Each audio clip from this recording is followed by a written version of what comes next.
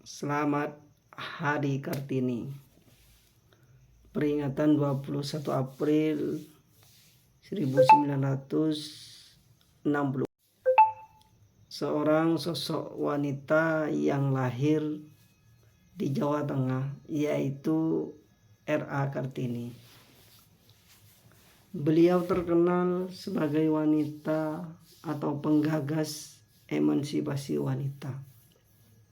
Kita tahu bahwa R.A. Kartini merupakan sosok seorang wanita yang pintar, luas, dan memiliki kepribadian yang baik.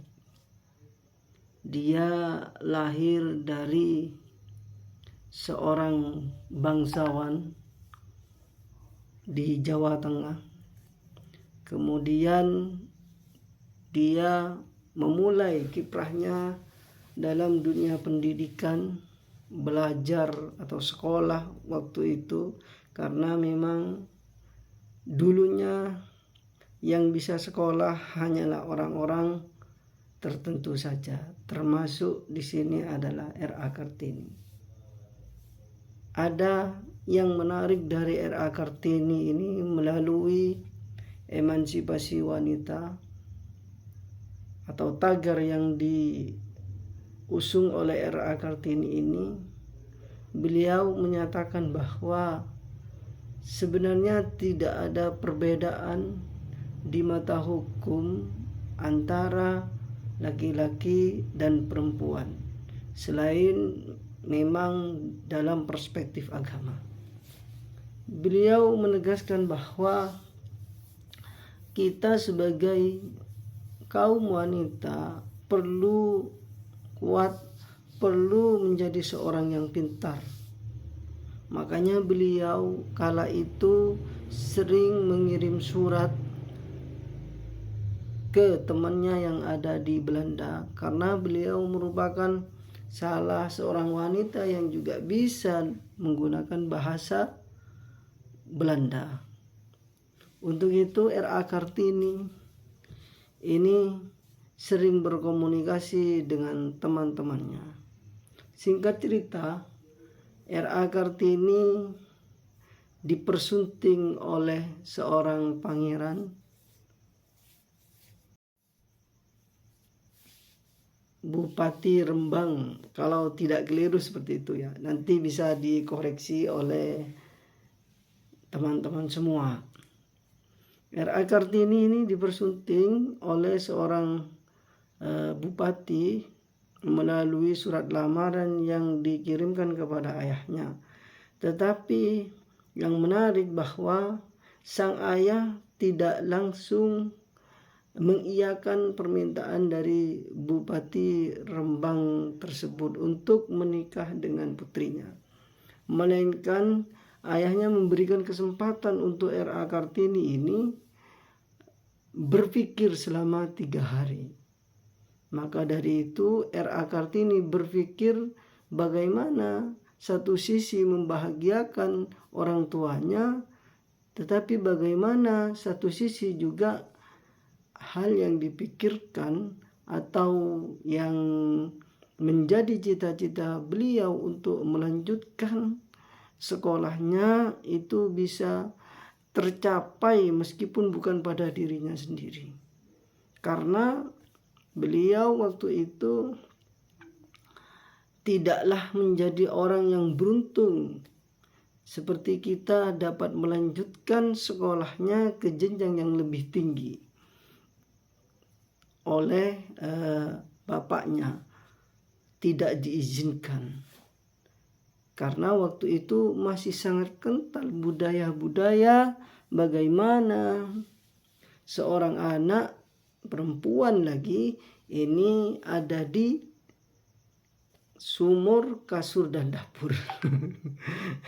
Ini yang menjadi sebab-musabab kenapa R.A. Kartini itu tidak diizinkan oleh ayahnya untuk melanjutkan ke jenjang yang lebih tinggi, meskipun secara potensi beliau memiliki hal tersebut. Berikutnya adalah R.A. Kartini ini diberikan kesempatan dengan waktu tersebut. Akhirnya R.A. Kartini mengajukan beberapa syarat. Salah satu syaratnya adalah beliau menginginkan jika nanti menjadi istri seorang pangeran Rembang atau Bupati Rembang, beliau ingin melanjutkan pendidikan atau membuat pendidikan di tempatnya beliau ini nanti menjadi ibu bupati. Alhasil segala permintaan itu diamini oleh Bupati Rembang, dan beliau menikah di usia yang sangat muda, akhirnya memiliki seorang putra yaitu laki-laki. Bisa komen di sini siapa namanya kalau saya lupa. Ini memiliki seorang putra. Sayangnya setelah melahirkan, R.A. Kartini ini tidak memiliki kesempatan banyak waktu untuk bersama putranya tersebut karena kondisinya yang semakin lemah dan hingga akhirnya meninggal dunia di usia muda. Dari itu beberapa surat yang dikirimkan melalui temannya yang ada di Belanda, akhirnya dibukukanlah sebuah buku Habis Gelap Terbitlah Terang, di mana awalnya buku Habis Gelap Terbitlah Terang itu namanya adalah Dari Kegelapan Menuju Terang, yang akhirnya oleh seorang sastrawan pujangga baru waktu itu, maksud saya Armin Pani. Kemudian digagaslah sebuah judul yaitu Habis Gelap Terbitlah Terang. Dari sini kita belajar bahwa pendidikan itu penting, dan bahwa kesetaraan lebih-lebih di zaman yang sekarang modern ini sudah bukanlah penghambat lagi untuk seorang wanita itu berkarya dan berpendidikan. Bagaimana tidak, jika Madrasah Ula adalah seorang ibu, kemudian sang ibu tidak memiliki pendidikan yang baik, mereka akan mencetak generasi-generasi yang unggul. Tentu ini adalah sebuah kesenjangan. Tidak mungkin seorang perempuan akan melahirkan seorang anak yang memiliki potensi yang besar jika seorang ibu tidak memiliki pendidikan yang baik. Pendidikan di sini jangan disalahartikan harus sekolah tinggi, misalnya harus begini, harus begitu, mengikuti pelatihan dan semacamnya. Bukan, pendidikan ini jangan dimaknai sebagai arti yang terlalu sempit, karena pendidikan di sini adalah proses perubahan pengetahuan, sikap dan seterusnya.